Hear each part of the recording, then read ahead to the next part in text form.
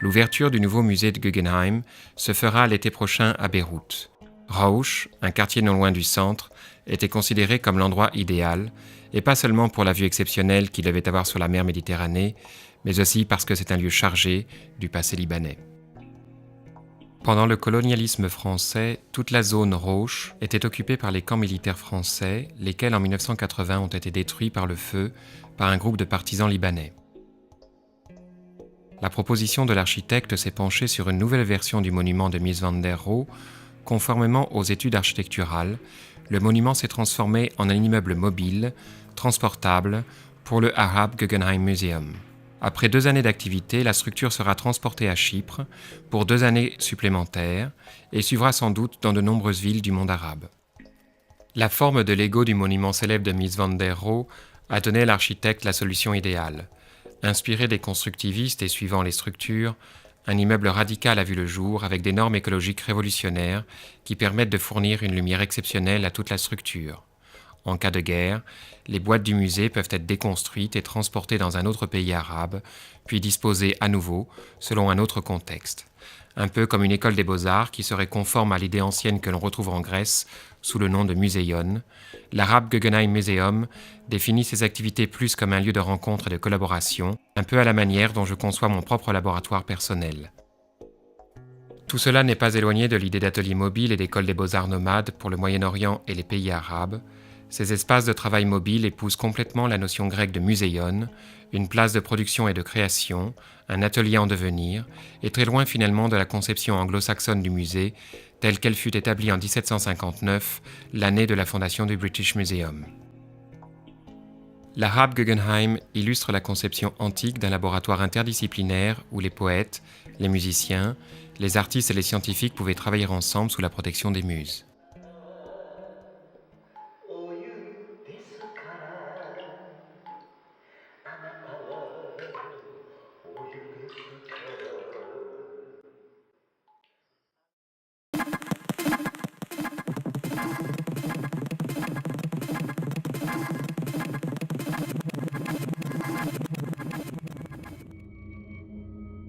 À la fin des activités, la Art School pouvait être exposée au public sous sa forme d'une parade de carnaval dans la ville, métaphore en fait du caractère nomade du musée.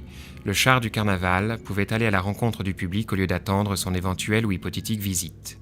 Bien sûr, le carnaval est une cérémonie qui n'existe pas dans le monde arabe, bien qu'il soit familier dans bien des religions et cultures dans le monde. En fait, le carnaval-musée n'a rien à voir avec une quelconque procession, mais se rapproche de la tradition orientale du commerce de rue, avec ses marchands ambulants et ses colporteurs.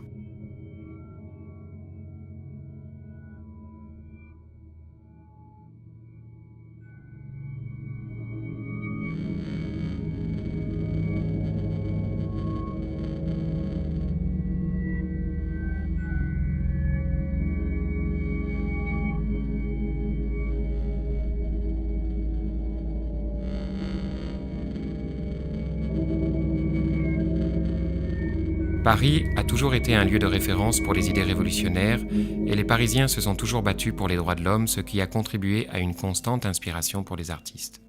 À partir de cela, le concept de capsule volante Pompidou reflète une nouvelle ère pour les musées sans frontières, des musées sans frontières nationales bien sûr.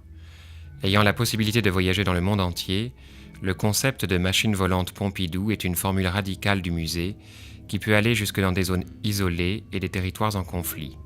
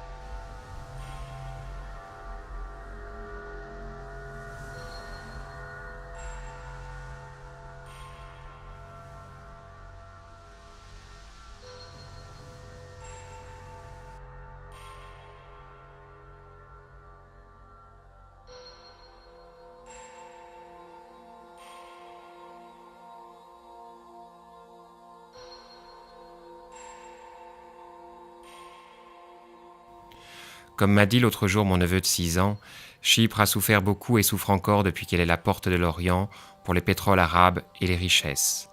Je pense que l'immeuble vide de l'aéroport international de Nicosie dans la ligne verte est l'idéal et emblématique endroit pour accueillir après le passage par Beyrouth les activités du Arab Guggenheim Museum, car l'aéroport en question est situé dans une zone militarisée de la ligne verte, sous contrôle des autorités de l'ONU, mais il est surtout un des plus élégants et modernes de la Méditerranée et du Moyen-Orient, malgré son abandon en 1974.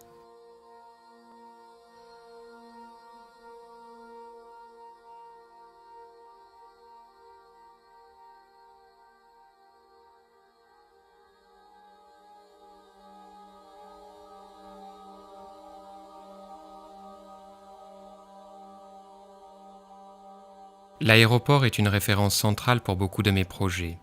Il y a quelques années, une mission secrète s'est décidée qui m'a permis d'avoir accès à cet immeuble, mais dans des conditions très risquées.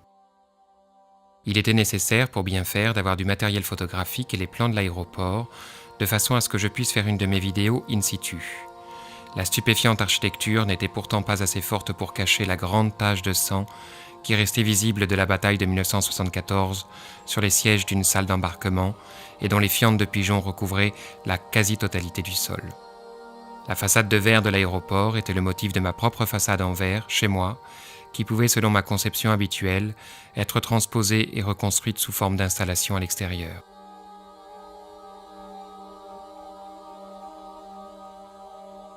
Quelle que soit la taille de votre maison, il faut comprendre que le musée et le gymnase sont des composants essentiels et que ces deux endroits doivent occuper une place des plus importantes dans la vie de chacun.